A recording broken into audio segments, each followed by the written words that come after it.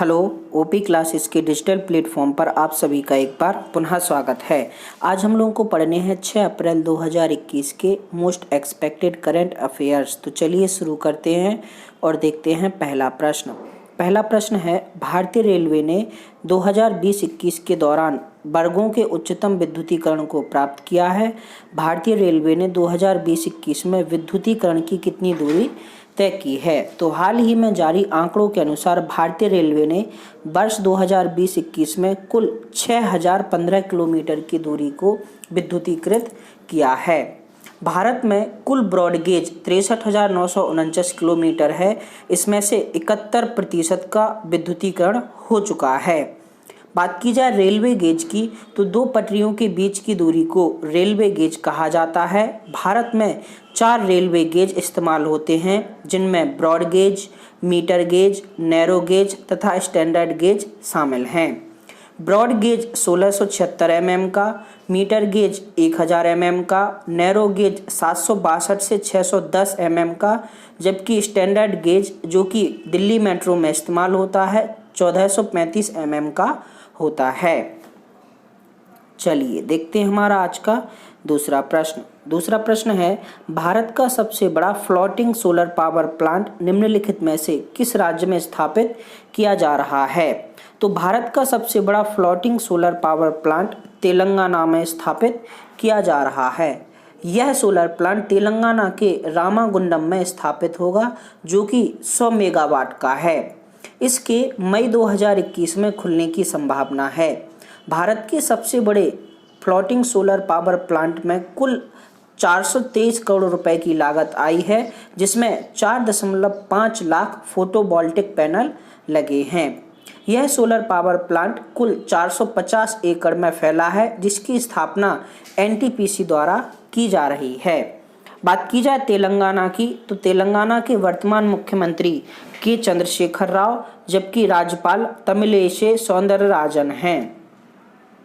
चलिए देखते हैं हमारा आज का तीसरा प्रश्न। तीसरा प्रश्न है, सार्वजनिक उद्यम चयन बोर्ड के अध्यक्ष के रूप में किसे नियुक्त किया गया है? तो हाल ही में मल्लिका श्रीनिवासन को सार्वजनिक उद्यम चयन बोर्ड के अध्यक्ष के रूप में नियुक्त किया गया है। चलिए देखते हैं हमारा आज का चौथा प्रश्न। चौथा प्रश्न है, निम्नलिखित में से किसने दक्षिण एशियाई वुशु चैंपियनशिप नेपाल में स्वर्ण पदक जीता है? तो हाल ही में भारत के अनियन मिथुन ने नेपाल में आयोजित दक्षिण एशियाई वुशु चैंपियनशिप में स्वर्ण पदक जीता है। बात की जाए अनियन मिथुन की, तो 28 वर्षीय अनियन मिथुन दक्षिण भारत से पहुंचने वाले पहले वुशु खिलाड़ी हैं, जो कि कराटे में ब्लैक बेल्ट हैं। वुशु के साथ साथ किक बॉक्सिंग में भी अनियन मिथुन राष्ट्रीय चैंपियन हैं। हाल ही में दक्षिण एशियाई वुशु चैंपियन, जो कि 31 मार्च 2021 को संपन्न हुई है, में स्वर्ण पदक अनियन मिथुन ने जीता है। चलिए देखते हैं हमारा आज का पांचवा प्रश्न। पांचवा प्रश्न है, डिजिट इंश्योरेंस के ब्रांड एम्बेसडर के रूप में किसे चुना गया है? तो हाल ही में क्रिकेटर विराट कोहली को डिजिट इंश्योरेंस के ब्रांड एम्बेसडर के रूप में चुना गया है। चलिए देखते हैं हमारा आज का छठवां प्रश्न।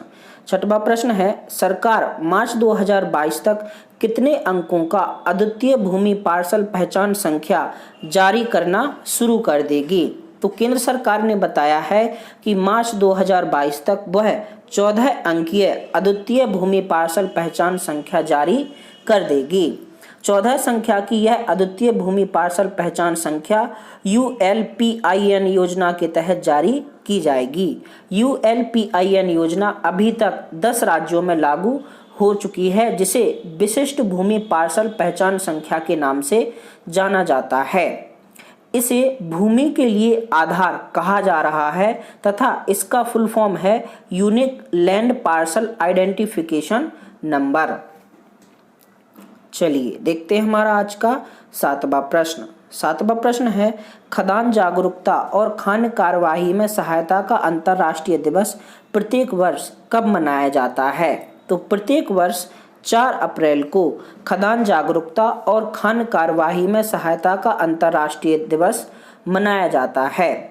8 दिसंबर 2005 को यूएनओ ने खदान जागरूकता खान कार्यवाही सहायता अंतर्राष्ट्रीय दिवस मनाए जाने की घोषणा की थी तथा पहली बार 4 अप्रैल 2006 को खदान जागरूकता खान कार्यवाही सहायता अंतर्राष्ट्रीय दिवस मनाया गया था।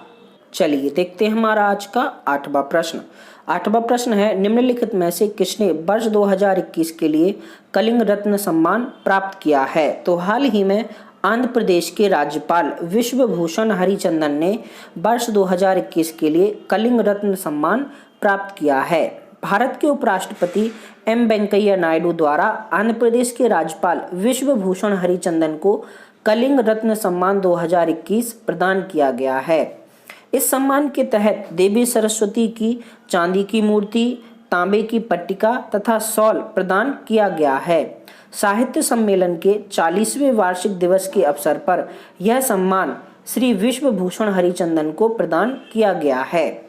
श्री विश्वभूषण हरिचंदन की प्रमुख रचनाओं में मातृभाषा, भाषा झलक, राणा प्रताप, अष्टशिखा, मानसी तथा संग्राम शामिल हैं।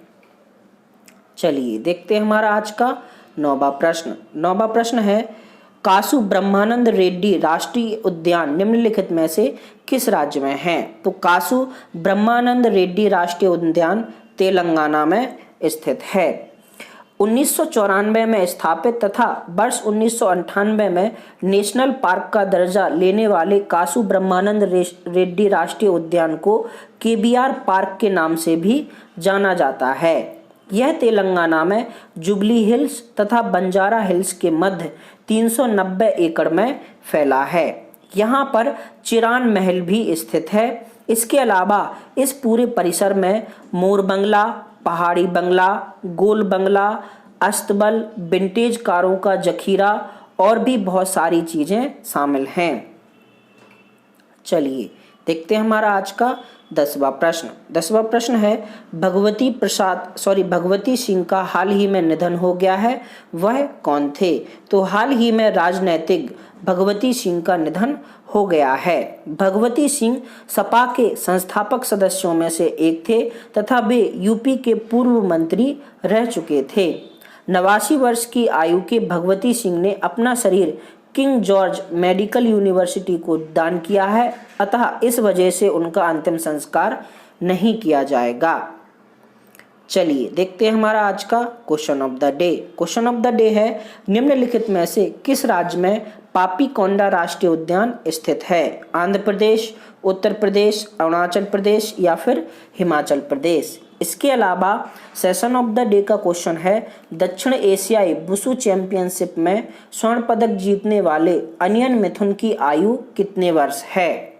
दोनों प्रश्नों के जवाब आपको नीचे कमेंट बॉक्स में कमेंट करके बताने हैं।